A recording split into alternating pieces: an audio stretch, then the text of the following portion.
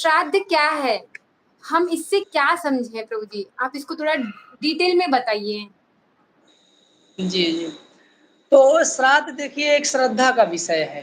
पहले तो श्राद्ध शब्द से ही हम समझ सकते हैं कि ये श्रद्धा से श्राद्ध बना है। तो पहले तो हमारे पूर्वजों में श्रद्धा होनी चाहिए। यदि श्रद्धा नहीं है तो श्राद्ध करके भी कोई फायदा नहीं है। तो पहला ये हो गया कि हमारी श्रद्धा आवश्यक है। और श्राद्ध करना उनके लिए जो शरीर त्याग चुके हैं, जो हमारे बीच में अभी है नहीं, उनके लिए हम श्राद्ध करते हैं। आपको पता होगा कि ये शरीर जो है ना, आत्मा जब इस शरीर को छोड़ देती है तो 13 दिन तक वो उसी घर में रहती है। 13 दिन तक गरुड़ पुराण के हिसाब से आत्मा 13 दिन तक उसी घर में रहती है। तो प्रत्येक दिन पिंड दान किया जाता है और 10वें के दिन उसको एक शरीर प्राप्त होता है जिसको कहते हैं अतिवाहक शरीर। तो अतिवाहक शरीर के माध्यम से यमराज के दूत यमलोक लेकर उस आत्मा को जाते हैं, है ना। बहुत कठिन परिस्थितियां हैं बीच में, है ना। बहुत सारे दिक्कतों का सामना करना पड़ता है। ऐसा कहा गया कि 10 सूर्य एक साथ तप्त हों, इतनी गर्मी होती है, उस आत्मा को उस रेगिस्तान से गुजरना पड़ता है। इतनी भयंकर यातनाएं होती हैं। बीच में एक बैतरनी नदी आती है जिसमें कफ पित्त मल मूत्र ये सारे बह रहे होते हैं, तो उस आत्मा को उसमें डुबोया जाता है। अब इसमें स्वर्ग जाए, स्वर्ग जाए, नरक जाए या किसी भी लोक में जाए, लेकिन ये प्रोसेस सबके लिए होता है, सिर्फ बैकुंठ छोड़ करके। जो लोग बैकुंठ जाते हैं उनके साथ ये प्रोसेस नहीं है, लेकिन बाकी सबके साथ ये प्रोसेस होता है। चाहे ऊर्ध्व गच्छन्ति चाहे निम्न गच्छन्ति, कहीं भी जाएं, लेकिन ये प्रोसेस से होके ही गुजरना होता है।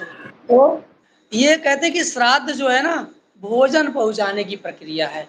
जैसे वहां हमारे पितृ पहुंच गए, यमराज के यहाँ, यमराज का एक कारखाना है जहाँ पे जजमेंट होता है कि इस आत्मा का, वो उनके जो दूत हैं वो तय करते हैं कि इसने कितना पुण्य किया है, कितना पाप किया है।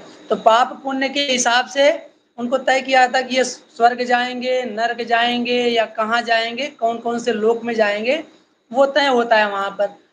किसी का यदि डिसीजन वेटिंग में हो जाए, ऐसे कभी कभी होता है, आप देखेंगी कोर्ट में गया, 1 तारीख 2 तारीख 3 तारीख, तारीख पे तारीख चल रही है लेकिन डिसीजन नहीं आ रहा है, उस व्यक्ति को एक अलग से जेल में रख दिया था, भाई तुम्हारा जब तक डिसीजन नहीं होता तब यहीं रहो तुम। ऐसे वहां भी यमराज जी का एक वेटिंग एरिया है। यमराज जी का वेटिंग एरिया पितृलोक। तो उस आत्मा को कहाँ रख दिया जाता है? पितृलोक में। और पितृलोक में एक व्यवस्था है, वहां भोजन नहीं मिलने वाला है आपको, है ना।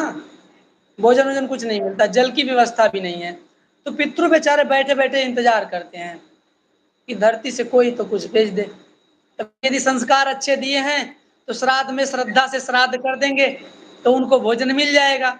लेकिन संस्कार अच्छे नहीं दिए, कलयुग की संतान की तरह, तो वो श्राद्ध क्या होता है, पितृ क्या होते हैं, जो मर गया कहाँ गया कौन जानता है। इस प्रकार की जो विचारधाराएं लोगों के आज फैली हुई है।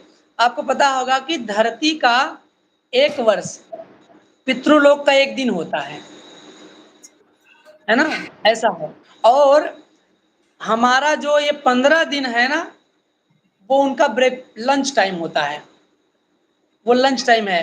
तो 15 दिन में हम उन्हें अगर जल पिलाएं, भोजन कराएं, तो वो उन्हें मिलता है ना। ये प्रक्रिया, ये श्राद्ध है। श्राद्ध मतलब जो हमारे पितृ इस शरीर को त्याग चुके हैं, उन्हें भोजन पहुंचाने की जो प्रक्रिया है उसे श्राद्ध कहते हैं। लेकिन इसमें श्रद्धा आवश्यक है।